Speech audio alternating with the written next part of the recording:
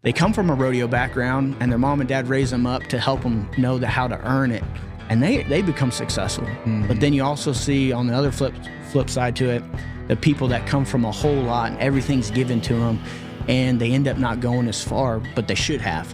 One of the reasons why I got into real estate was because I see the opportunity for success in it. And the other thing was I was training horses full-time a couple of years ago, and my body just got beat to heck.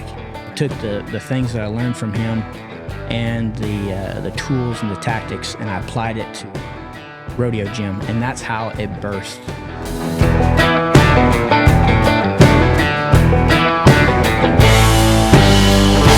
Welcome back to the Wealthy Cowboy Show. I'm Crockett Carruthers, your host, and today we got Ryan Franks of Rodeo Gym on. Rodeo Gym, and Ryan specializes on creating content and educational content and clinics for calf ropers. But if you're not a calf roper, I want you to still pay attention because it's cool what he's built, and you could use it in whatever discipline you're in and whatever industry you're in. So how's it going? It's going good, man. I really appreciate the opportunity to come on today. I'm looking forward to it. Yeah, I was. You actually caught my eye on social media, and like your reels and stuff would just pop up, and I was like, "Who's this guy?" So, well, I'm glad I suckered you too. Yeah, yeah. It's. I mean, it's.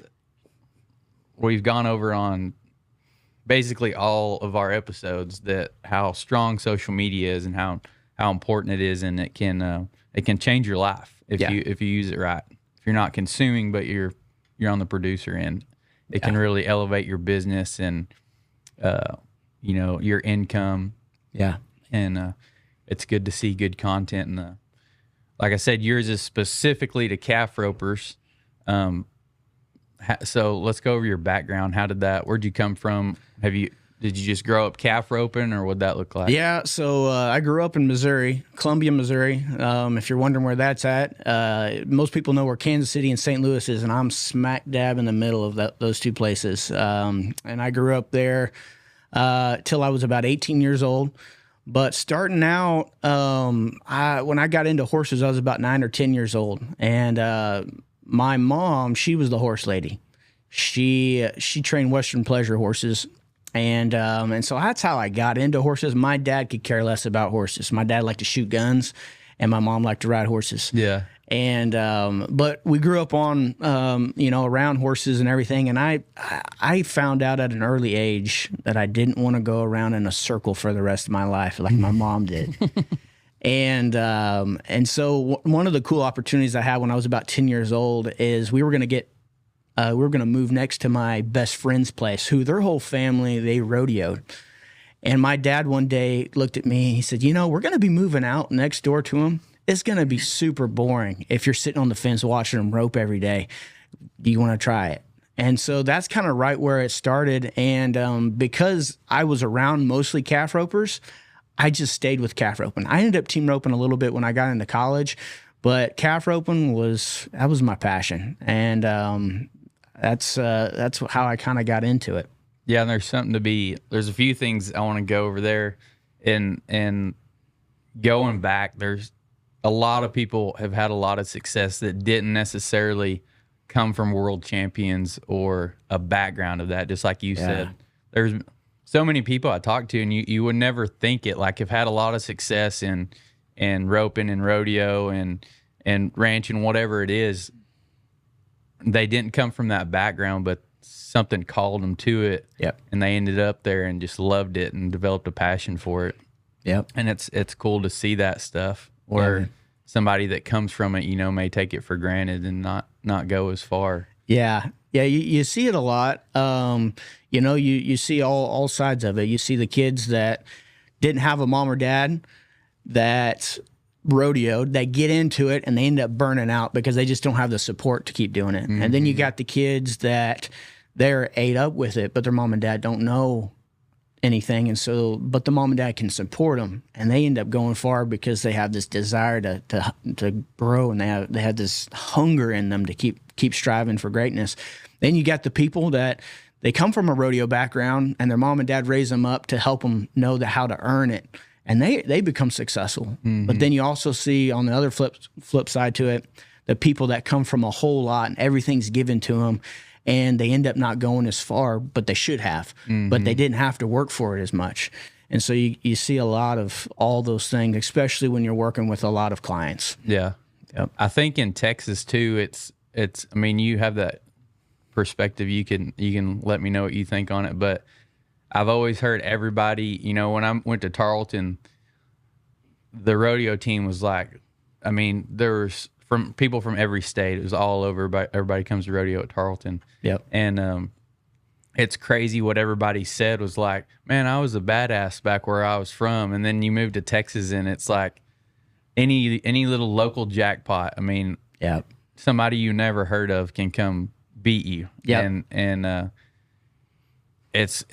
know a lot of guys now and that are this way of they're not out rodeoing. They're working for a living and they kind of do it as a hobby or whatever, but they still have that talent. Yep. To where they can go rope every once in a while or go to roping every once in a while and put it they on can, them. yeah, they can still beat you. Oh yeah. And what do you think? You think that's kind of how it is? And yeah, you know, growing up in Missouri, a close rodeo was 3 hours away, and people would drive however far they could to go to one. And whenever I got down here, it was like, man, you got one 30 minutes away, you got one 45 minutes, an hour. If you got the 3 hour one, you probably ain't going to it because you got so many options. But to that same point, you know, back in Missouri, you might have 1 to 3 guys that you're like, okay, this is my main competition. You know where they live, you know how they practice, you know what it's like. And when you come down to Texas, you're now a small fish in a big pond.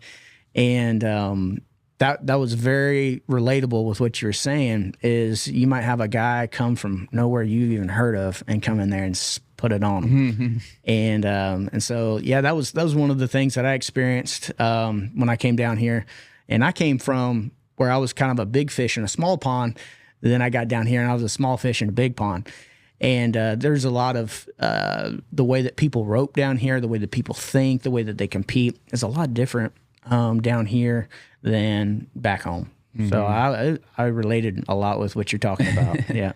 Another thing I wanted to go over was what you're saying is how you got started calf roping was just that's what everybody else was doing that you were around. Yep. And I heard Fred Whitfield's episode on Clint Anderson's podcast the other day, and he said that's how he got started. Basically, was the reason he became a calf roper is the neighbor kid was. That's what he did. So he just went over there and roped with him and look where that got him. It was kind of a chance deal. It could have been some other event or something completely different sport. So it's cool how that comes out there. Yeah, it's pretty crazy. I would say similarly to Fred Whitfield, you know, Fred Whitfield got this desire from a little age with the people that he knew around there, and he took it and went to an extreme level with it.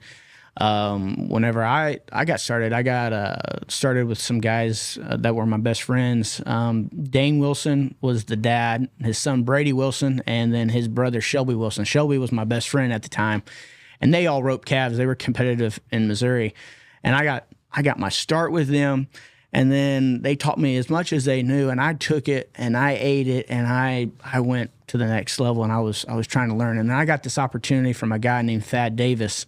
And Thad Davis grew up with Roy Durfee, who's Tyson Durfee's dad. And Thad took me in when I was in high school, and I started training horses with him. I drive almost an hour almost every day to go and rope and work with him. And I did that for several years in high school, and that's where I really gained a lot of the knowledge because, like I said, my parents, they didn't know very much. And but whenever I was with Thad, he taught me a lot about the horse training, a lot about the life of it, taught me the skill and some of the technicalities of it.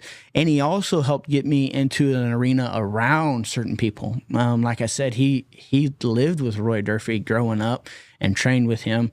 And so I got to go be around him. And then there would be times where Tyson might come to a jackpot in Missouri on his way through, you know, pro rodeo, and I get to meet him and stuff like that. So there was a little interaction growing up with some of those things.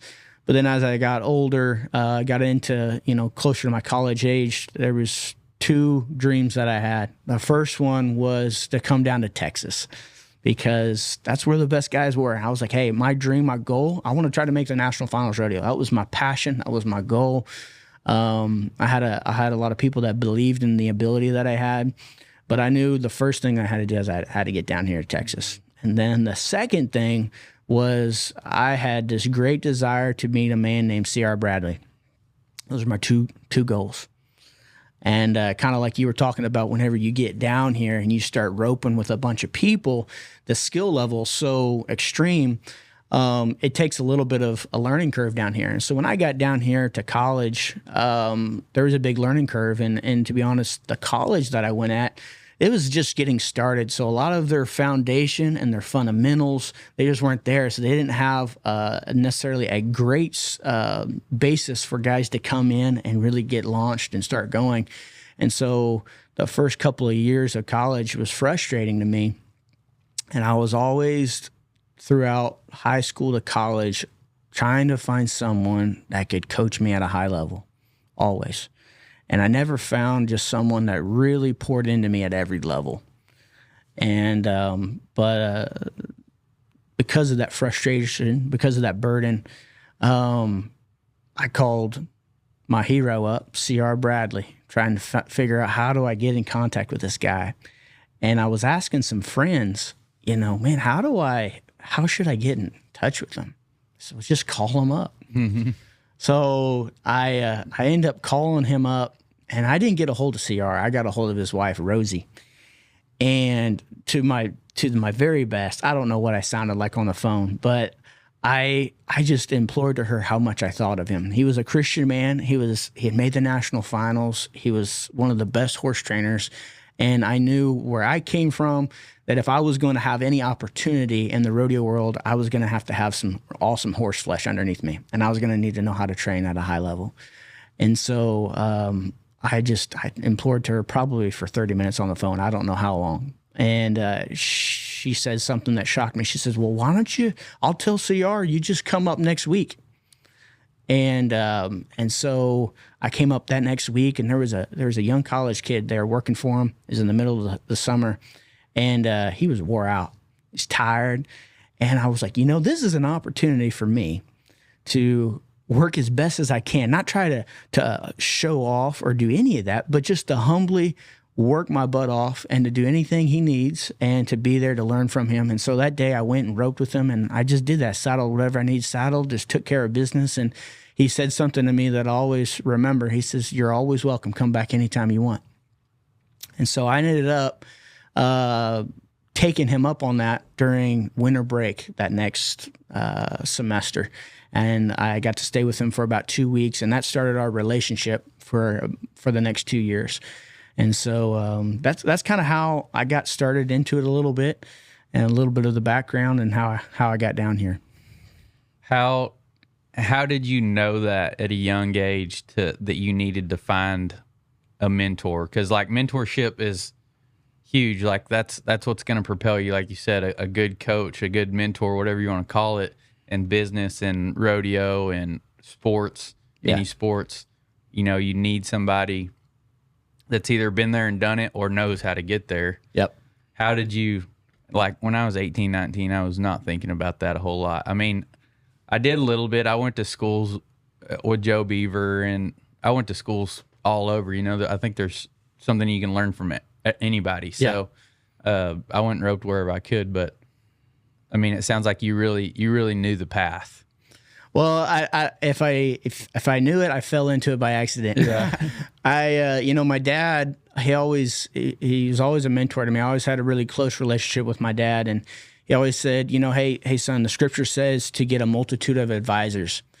And so whenever I understood that I'm only going to be as good as the people that are coaching me or helping me get to the next level, I understood that my goal is to get around people that know the next level stuff. I got to. Mm-hmm.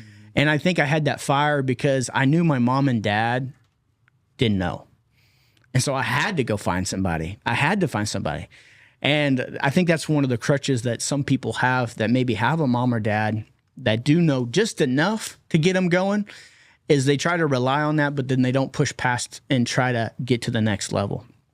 I see it a lot of time in business, a lot of times with like the Rodeo Gym stuff.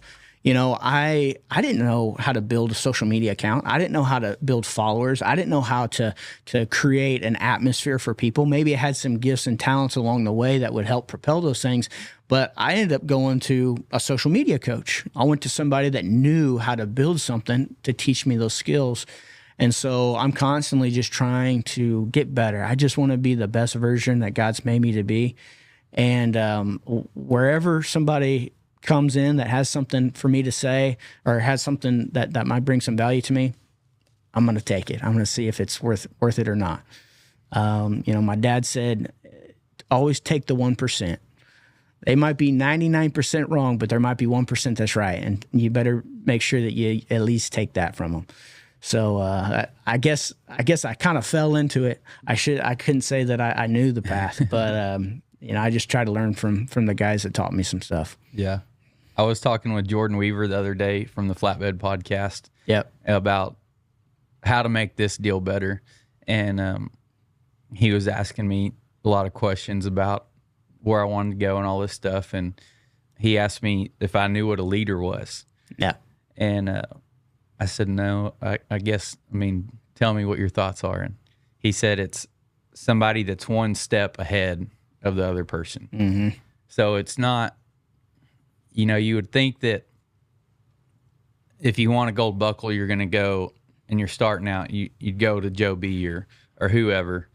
And that's good, but you could also start with your guy at home that's roping a couple numbers ahead of you, or, you know, a little bit better than you, that can time a few seconds faster. You know, he can get you to that level. Yeah. And then you could go to the next guy and the next guy and progress. Yeah. Yeah, 100%. But it's a lot of times I think I'm not qualified, but I do know, you know, I know more about, I'm not a social media expert, but I know probably more about social media than the average person, a lot of people. Yeah. You know, I can get you to this level. Yeah. I know a little bit more about roping or whatever, like kids that come rope with me. You know, I can get you to this level, but I've never made it like super far. I never tied them really fast. So yeah, you're gonna have to go somewhere else. But I can get you up to mine, you know, to my level. Yeah. Yeah. So it's it was something for me to like realize that I am enough. I am qualified to lead somebody that's behind me. Yeah. Instead of, you know, sending them somewhere else. I can help as much as I can. Yeah. Yeah. You're exactly right. I mean, I think to go along with that, you know, if you've been on social media long enough, you're going to have haters. Mm-hmm. And, you know, I made a post one time and I had somebody of some influence comment something that just was a little backhanded, kind of along the lines of, maybe you don't know what you're really talking about. But to some extent, I knew that what I was talking about was getting results for other people. And, you know, Tyson Durfee was so kind. He came up underneath that comment and it ended up reaching out to me. And he says, man, it's not about knowing everything.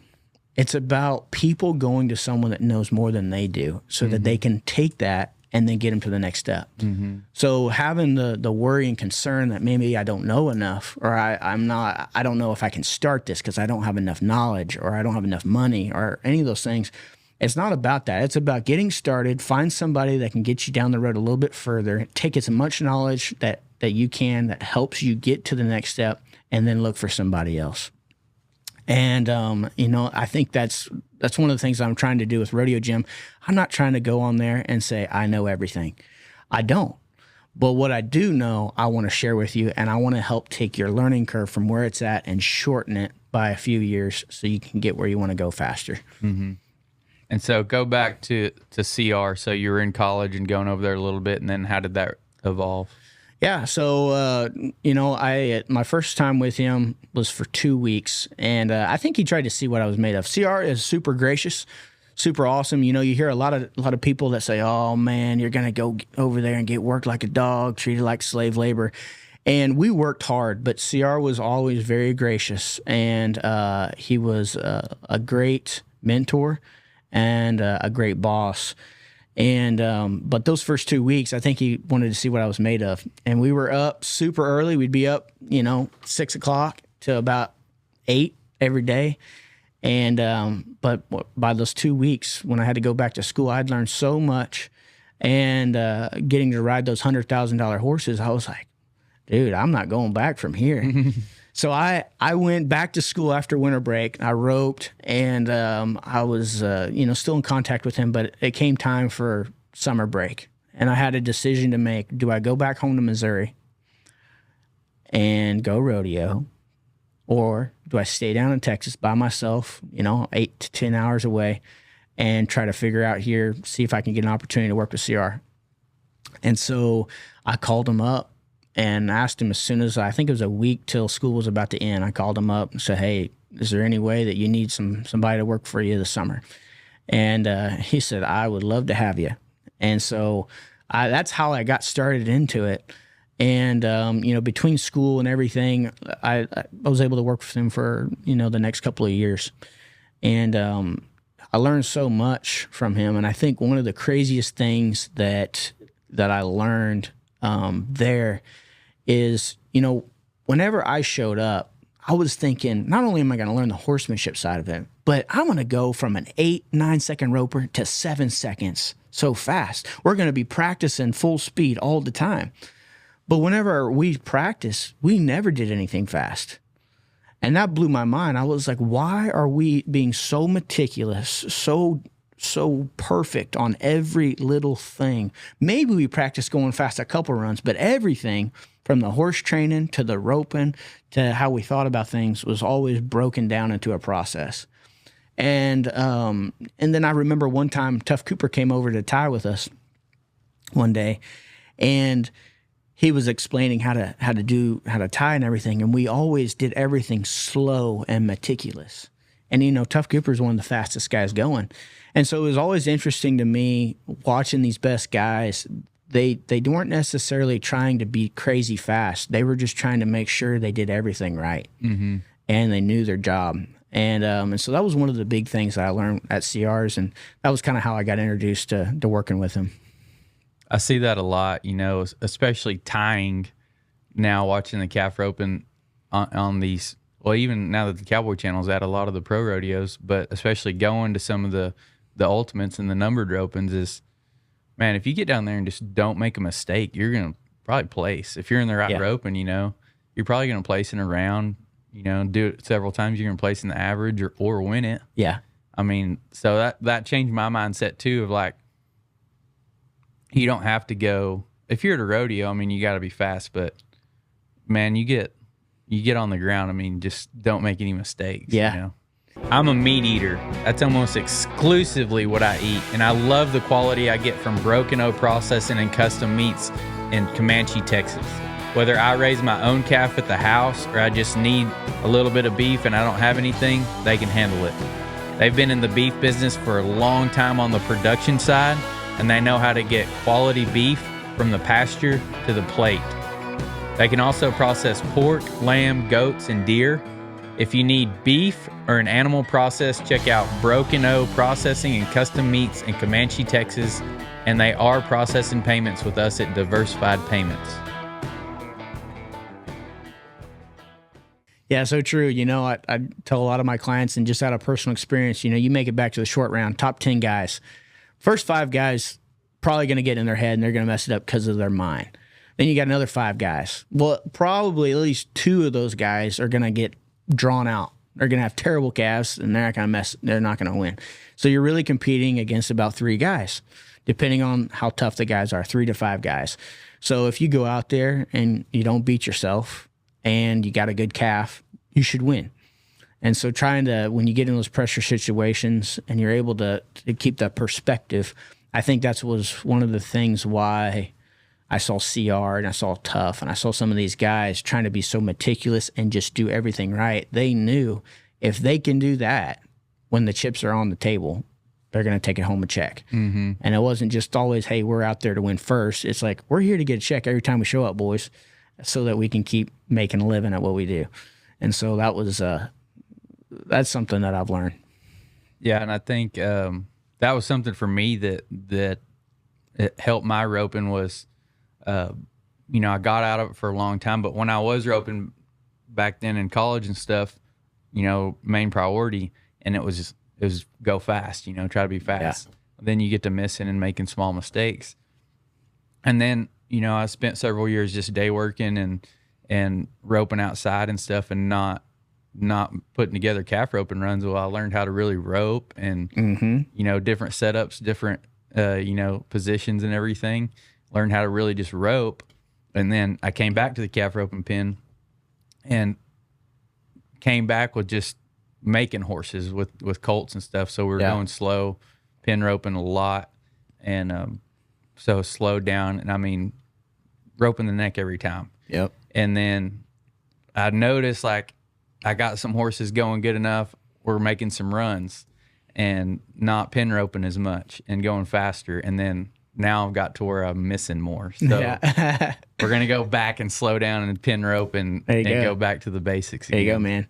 Yeah, I think one of the hardest things to learn how to do is to rope at a high level and then be also the horse trainer at the same time. It is one of the hardest things, and it always frustrated me because I wanted to be both. And I think that's why I attached myself so sincerely to CR, because he was one of those guys that was able to be a dynamic horseman, but then he could also go tie 1 and 7 if he needed to.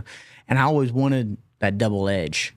But, as I've done both. I've competed, and that's been my sole focus, where I got my main calf horse. That's what I'm focused on. I go in the practice pen, working on, hey, might have to tune some things up, but we're making some runs. We're keeping them sharp.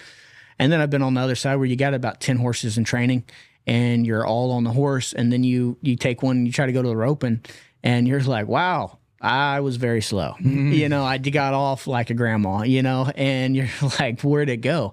And it's hard to rope at a high level when you're more worried about how your horse is going to perform. And so there's been a couple guys that I've watched. CR is one of them. Clay Brown, some people may not know him, but he's an amazing roper in Missouri. Trains some awesome ones. He actually sold a horse named Rotel to Chance Thiessen.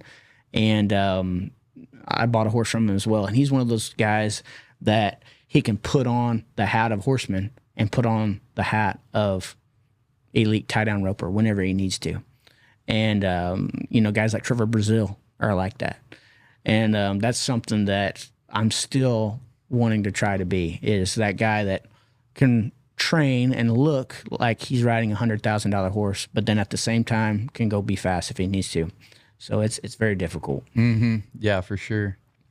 When did the idea of Rodeo Gym come along, and where did you come up with the clinics and the educational part of it and building a business out of that? Were you at CR's? Did he have a hand in that, or did you get it from another industry? Or yes, CR had no hand in it. It was a burden that was placed in me when I was young, when I was about probably 12 to 15, 16. I really desired a place that I could go, that I could get direct coaching right at the palm of my hand and figure out how to get to the next level faster. Because unless you live in Stephenville, or you live in Weatherford, or you live in one of these towns in Texas, you're not going to be able to just go down the road and rope with Jackie Crawford or Tyson Durfee, or, you're not going to be able to go rope just with Cody O or Trevor Brazil. If you're in Missouri, or if you're in Minnesota, if you're in New York, if you're in Florida, if you're in these other states, you got Jim Bob down the road, and that's the best you got.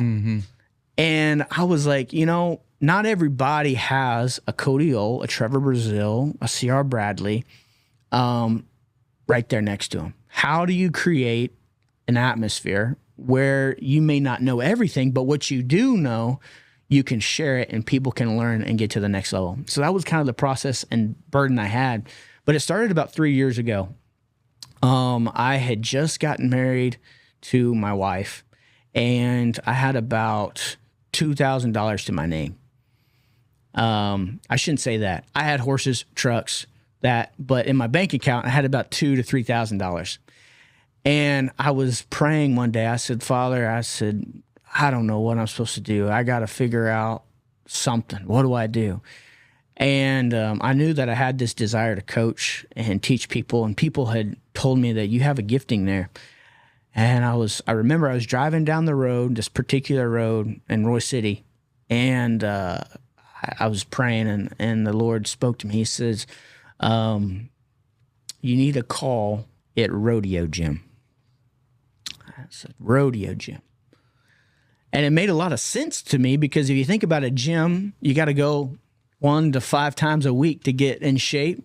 It takes work. It takes energy. You gotta put in the work. You're not going to change if you don't go to the gym. And I thought, well, Rodeo Gym, hey, that's what we need. That's the thing. Well, how do we create an atmosphere where people can go there weekly? They can get something.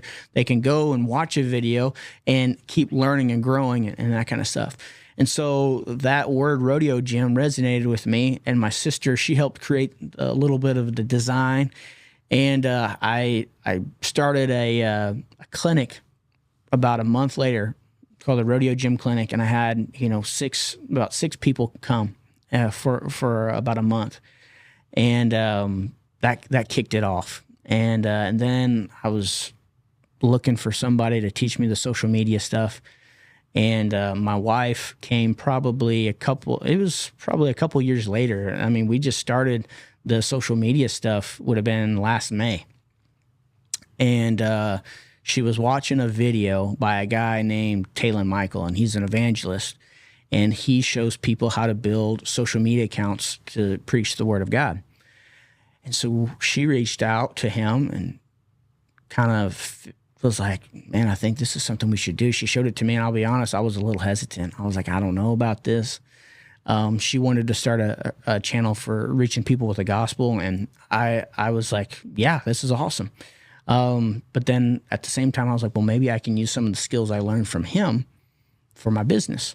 And that's what ended up happening. I took the things that I learned from him and the tools and the tactics, and I applied it to Rodeo Gym, and that's how it burst. And then I just started figuring out, well, how do I reach not only people, but then how do I reach a direct group of people? Well, subscribers. And by having subscribers, I have more direct contact with people that want more in-depth coaching. So that's just kind of how it's grown and transpired, so to speak. Yeah. Yeah, I was listening to The Wealthy Way the other day, and it might have been that guy. I can't remember his name, but he was interviewing a preacher that is big on YouTube. Mm-hmm. And he was saying, it's a lot of people are skeptical, I guess, in our industry, in the Western industry, like, social media, whatever. And then I guess in that industry too, in that world, they're the same way, that they think, just people need to come to church or whatever. Yep. And in real old school traditional way of thinking. Yep. And he said, if your goal is to make an impact on people's lives, they don't have to come to you. You've got to go out there and get them no matter where they are. So right now it's social media. Yep. And Gary Vee talks about this. Yep. Like he's not big on social media. Like he said, at some point, he's big on it now. At some point, it's going to be something else. You just got to go to wherever the attention is. Yep. And you got to figure that out if you want to make an impact, whether it's preaching gospel or somebody roping calves or whatever it is, business. You've got to go grab the attention. That's on you. It's not. You can't just expect people to come find you. Look you up in the yellow pages. Well, that's 100% right. And I remember I was listening. There's some podcast that Clinton Anderson had, and he was saying, guys, the horse industry is 30 years behind everybody else. And you think about the technological advancements, the ability to get videos out there. I mean, now we're starting to see, people putting roping runs together and advertising people roping calves and all kinds of stuff. That's starting to get bigger, but man, where's it been for the last 10 years? Mm-hmm. But now it's finally here, and I get some people that ask me, it's like, man, what do you think the success of Rodeo Gym has been? And I said, I think it's just a matter of there hasn't been anybody that's doing it. Mm-hmm. And I said, my hope is that I can do it really well and sustain that. But I said that part of it is it's an avenue that other people just haven't or aren't using right now. Mm-hmm. And so, I think the power of social media is pretty crazy right now. Yeah, I figured that's why I asked that. I figured that you got it from somewhere else because there's no one to look at. Yeah. Kind of like that's what Dale Brisby said there's nobody else doing it when he started. So he's kind of had to make it up as he goes. Yeah.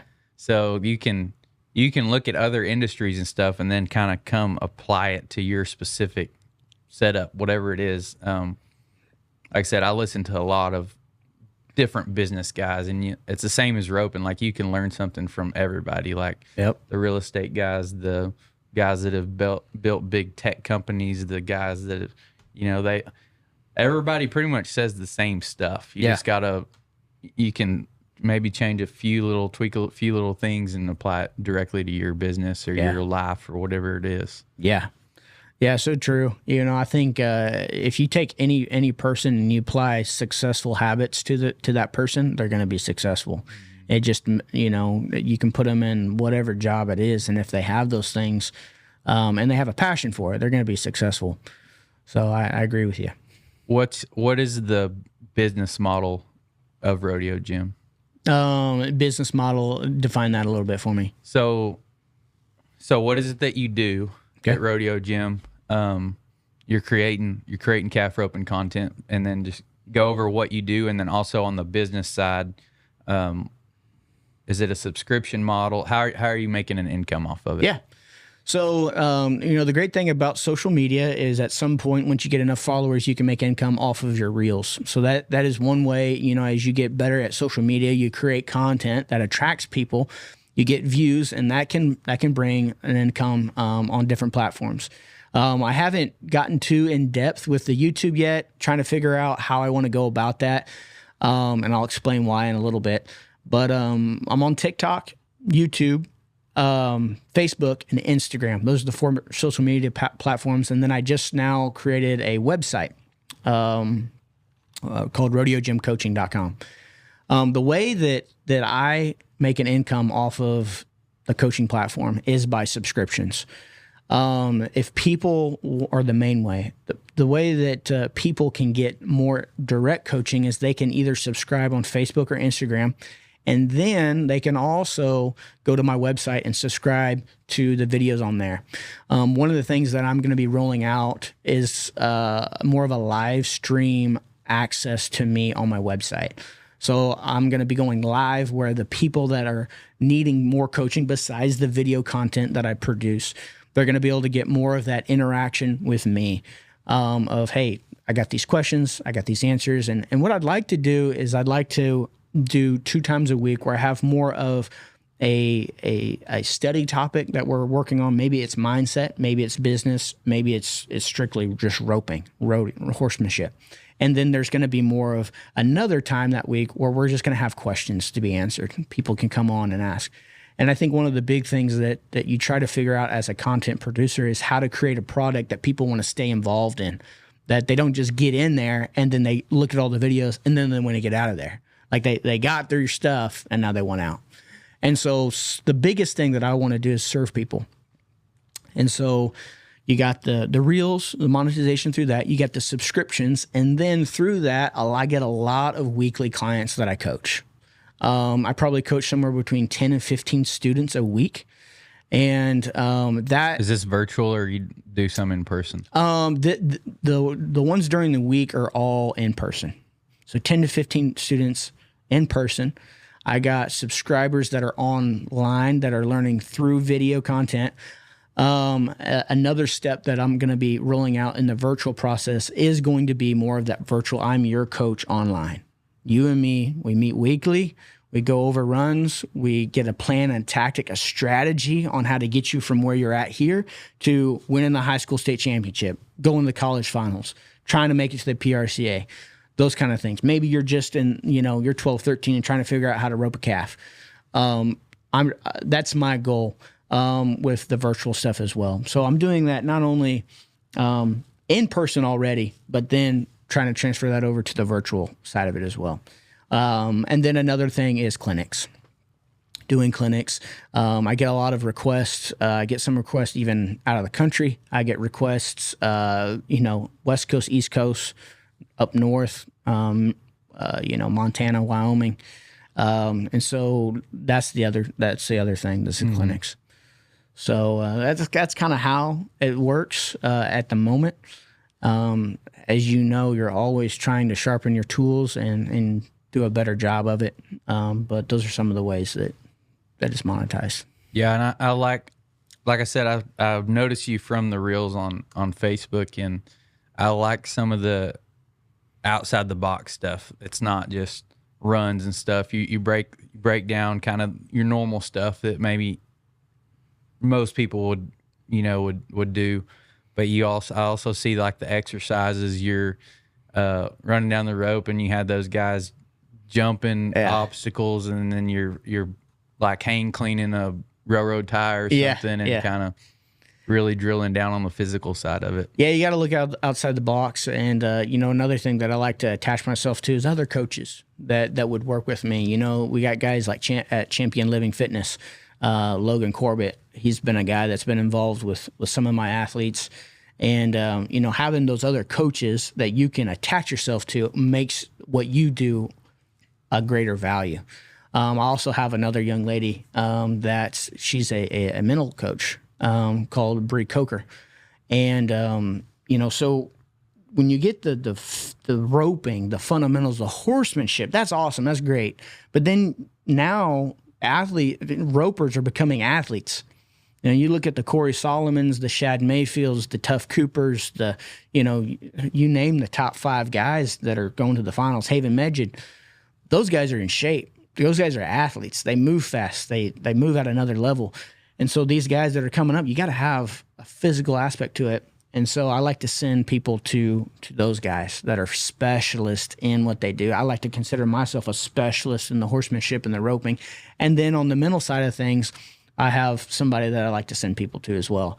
So I don't want to be somebody that isn't a one-stop shop. I like to be able to give people what they need. Mm-hmm.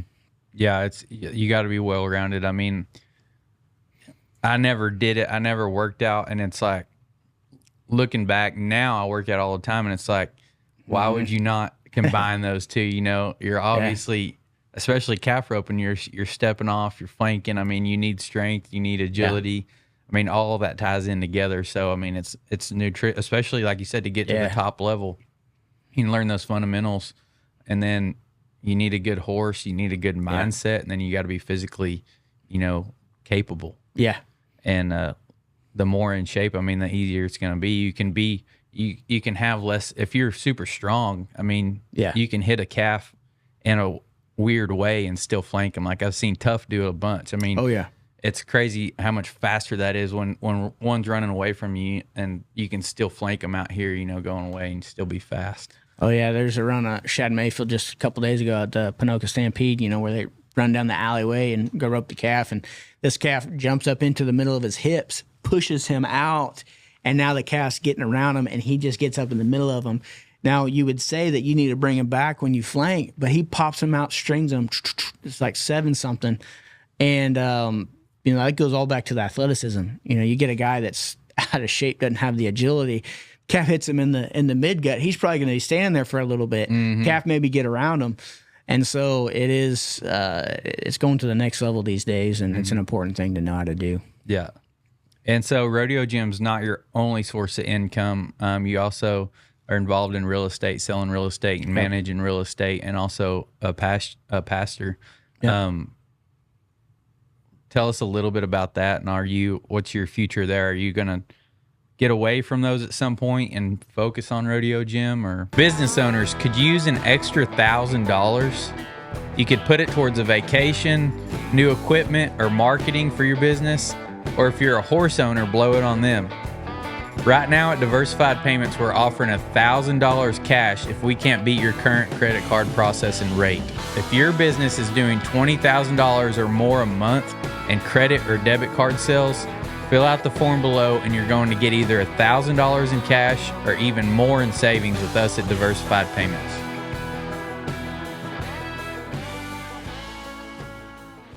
My desire is to go all in with Rodeo Gym. That's my main desire. It's the thing that I love to do. I would love to be somebody that when people think of a coach and they think of who to go to have the resources to get to the next level, I want Rodeo Gym to be that. So I love doing that. But one of the things that I have a desire to do is my father-in-law is in real estate. And so one of the reasons why I got into real estate was because I see the opportunity for success in it. And the other thing was I was training horses full time a couple of years ago, and my body just got beat to heck.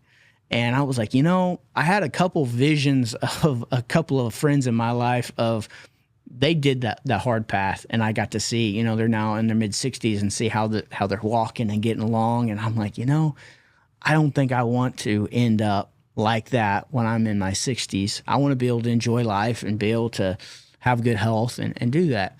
And so real estate was one of those things that I got into. What I like about the real estate, one of the goals that I have is to be able to own some of my own commercial buildings so that they create monthly income for me. I would have tenants that would operate in those commercial buildings, and it would create a residual income coming in so that it would take an ease off of some of the other things that I'm doing, maybe provide more of an income so that I can pour into some of the desires and passions that I have.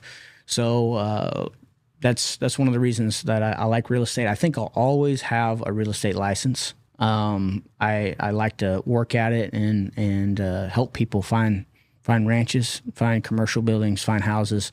But if I had to say my desire is Rodeo Gym. The other thing is being a pastor. I love sharing the word of God. I love incorporating everything that I do with the word of God. The way that you reach people is with what you do. Calf roping, coaching, helping people find places. At the end of the day, life is life. And when you can use the things that God's given you or given you the ability to do, and you can show them a testimony of your life lived out, that's powerful. And I can't remember how many times coaching somebody where they've showed up for roping and they've left with their life changed because they needed more than just how to fix their loop. And a lot of times it wasn't never me trying to push something on them. It was that they saw something inside of me or inside of a person that was different that they wanted to know about. And so I'm very grateful to have the opportunity to be a co-pastor at our church and to share the word and incorporate that in everything that I do. So I know that'll be something I do forever. Yeah. But, I think in describing those things, Rodeo Gym is what I love to do. I want to give everything I have to it. Real estate is a great financial opportunity and something that I think is going to help build my family. And ministry is who I am. Yeah. Yeah. And I think as far as the ministry deal, like you said, like we talked about earlier, I mean, you got to go out and get that attention and then you can direct it, into that positive way. And it's nice to have, like, every preacher shouldn't be just like, like you just cut out, like they're all the same, like a cookie cutter, because nobody's going to relate to that. Yeah. Every calf roper or anybody who wears a cowboy hat might relate to you. I know what really sparked me was Mike Morrow that was on here several episodes ago. He's a preacher over in Tyler at a cowboy church, and I like listening to him because he can relate everything back to ranching and cowboy stuff, when he's telling these stories, and everybody relates with these stories. That's like that. A city person, is not going to know what he's talking about. Yeah. So they need to go find, somebody that relates to them. And it's the same way with anything, with mentorship, with coaching, with like the business stuff that I follow. Like I said, most of these guys, the successful people, are saying the same thing. It's do the work. Yep. And, do it consistently over a long period of time. Yep. And it doesn't necessarily have to be exactly the right thing, but they're all saying basically the same thing. Yeah. But you're not going to relate with every one of them, even though they're saying the same thing. Somebody says it in a different way. I have this with my wife all the time when she's trying to coach me on getting a horse broker, getting them ready for a cow horse show or something.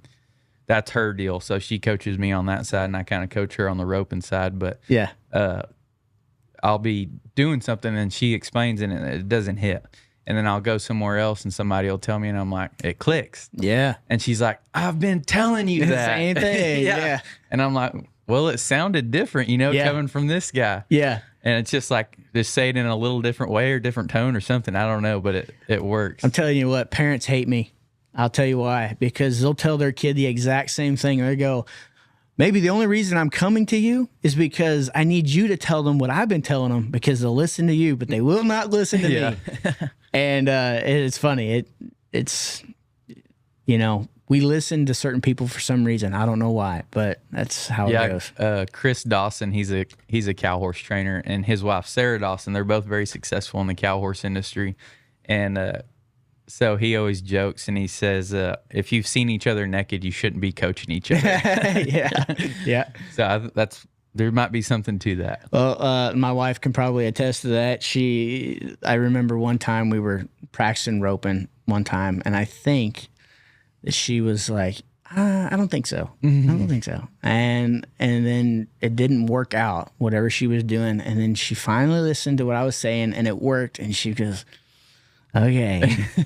So I think we all are on that end, both sides, at many times. So yeah.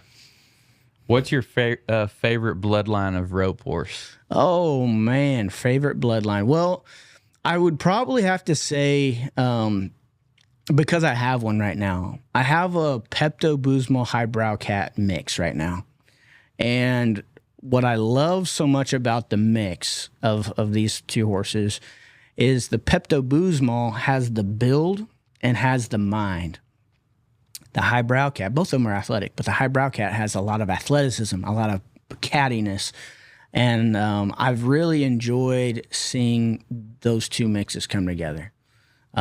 She's 9 right now, and I found her last year.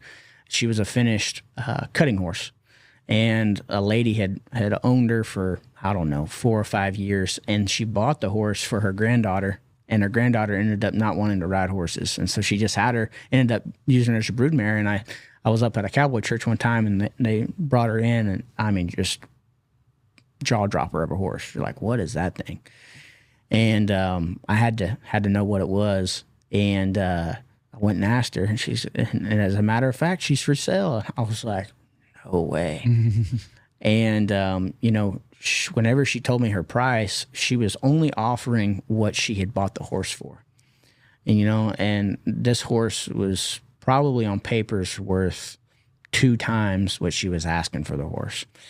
And so I was able to get her, and I've been training her, and she's going to be a pretty awesome horse. But being able to have her has been cool. I've had a popular resort figure horse before. The horse I had, and I've seen a couple of them. They can run really fast and they can stop really hard, but you might have a little quirkiness with them.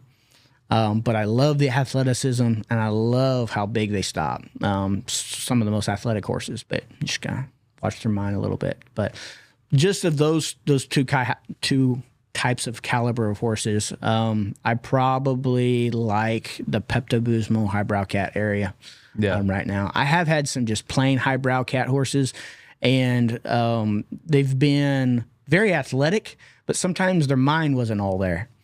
And a couple of them were a little bit thinner boned horses. Mm-hmm. But with the Pepto-Bismol in that mix, you got the body, the mind, and then you got the athleticism, and it worked out pretty cool. Yeah, that's what we ride. It's been turning out pretty good because Shady will find them. She's in the cow horse deal, so that's what we kind of end up with. And then she might try to show them or do some of that on them.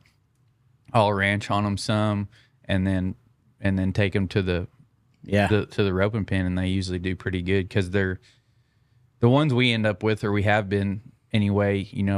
We buy that kind of build. They're usually 14-1, 14-2, 3 somewhere there, and I like a big butt on one. And thick, and it's worked out. I mean, I've heard sometimes you get some that can't run, and stuff, but they usually stop pretty good. We've had pretty good luck with that cow horse stuff. Yeah. One of the things that I hadn't really anticipated with with buying this horse. It may just be this horse, but I'm going to say it's a generalization. These cow-bred horses, they are bred to anticipate so much. They love the cow. They're ready for the next step. And especially you get one out of the cutting industry, they're trained to think before something does something. And so trying to take a horse that is their foundation is that into the calf roping can be a hard swap, because especially if you get on like a sled or a dummy and you get in behind them, guess what they're anticipating? They're anticipating when you're going to throw it. They're anticipating how hard they need to stop. They're anticipating when they need to stop. And this horse has been one of the most athletic, talented horses that I've had, but it's also been one of the most challenging because they're wanting to do stuff 120% right now, and you don't need that all the time. If you got something that's cutting your swing out as you're throwing because they're so athletic and they anticipate so much, you got to train different. And I think that's one of the hard things about horse training is it's not a cookie cutter thing. Something that's going to work great for this one horse, and then you're going to put the same stuff on this horse, and it's not going to work as well. A bit might ride great in this horse. Same bit's not going to ride great in this one. And that was one of the interesting things that whenever I was at CRs that I thought was cool. I thought whenever I was going to go there, this guy that's one of the best horse trainers at all, he's going to have 1,000 bits. He's going to be pulling this one off the shelf and this one. We'll be doing this little thing on it. He's going to have this thing doing all of these kind of things. He had 6 bits. 6 bits, and he rode mostly 3, and the majority of all of them were just on 2. Yeah. And so you had a lot of these horses that were broke when they showed up. They were trained. They were these high-bred horses, these cow horses, but he just rode them in these 2 bits. They were soft, supple, and he just had to focus on that. And so you get these great horse trainers. They will teach a horse how to ride, how they like to ride, but they're going to keep them in a couple of bits because they know how to keep them soft. It's those guys, they buy the ones that are the 15, 16-year-old horses that are stuck in their ways, and they're hard in the mouth, and they don't know how to collect. They don't know how to do these things. Those are the guys that run through all these different contraptions of trying to figure out how to get something to work. And so that was one of the interesting things at CRs and just training horses. It's not cookie cutter. You think something's going to be way easier because they're extremely athletic and gifted, but then there's something else you got to be working on them with. So, kind of wrapping up, kind of a short answer, but what's your 10-year goal? Just in 10 years, where you see your business, your life, where's that at? Yeah, man, 10-year goal. 10-year goal would be to be coaching over about 200 online people. And then have grown, my business scale up to where I'm doing 1 to 2 clinics a month, and being able to facilitate a place where it's like the NRS, not having an NRS store, but we got a couple places for people to stay. We got a couple houses that they can stay in. We got an indoor arena where we can put on and facilitate clinics, lessons all the time, whenever, and create an atmosphere where people can either come in on a vacation stay and get to learn not only roping, but spiritual truths if they want, but create an atmosphere where people want to be. And be able to build that business up that way, and then to have some commercial buildings that I own and that are producing a residual income for me and my family. And then the other goal would be to be able to take the gifts, talents, and abilities God's given me, and to be a spokesperson, to be able to go on speaking engagements all around the United States, and to push not only the talents but also the life experiences and how to get to where you want to go. So those are some of the things that I want to be in 10 years. Awesome. Yep. What's your favorite restaurant? Favorite restaurant? Oh my goodness. Anything Mexican food. I don't have a favorite one. I do like a good steak, but any good Mexican restaurant. Yeah. Yeah, it's got to have the good white queso. I don't like the yellow queso. We've went to some recently. If you go too far north, there's a pocket there that we ordered queso and they brought out some nacho cheese. And you know you're in the wrong spot. Yeah, man. Yeah. Well, I appreciate you coming on, and where can everybody follow you and find you? Yeah, best way to follow me, if you want to get hooked up with any of my subscription stuff to get coached by me, is go to www.rodeogymcoaching.com. You can also find any of my stuff on social media. So if you look at Rodeo Gym on Instagram, Facebook, or TikTok, even YouTube, you're going to find a lot of the free content that I put out there. But if you want more in-depth videos, go to my website, subscribe, and I'll be happy to coach you, help you get to where you want to go faster. Cool. Well, y'all go follow him. I think it's cool, even if you're not a calf roper, what he's done. And you can apply a lot of these tactics to your discipline or your industry, whatever you're in. So go look him up, and y'all follow The Wealthy Cowboy Show. We're on all platforms. I'm Crockett Carruthers. You can go follow me. And remember, the left lane is for passing only. I'll see y'all next time.